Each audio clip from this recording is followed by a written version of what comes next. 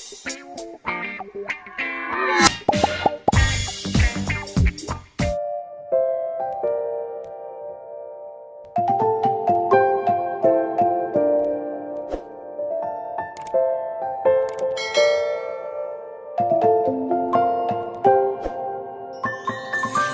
many places still undiscovered, but you're stuck in a blast of yesteryear.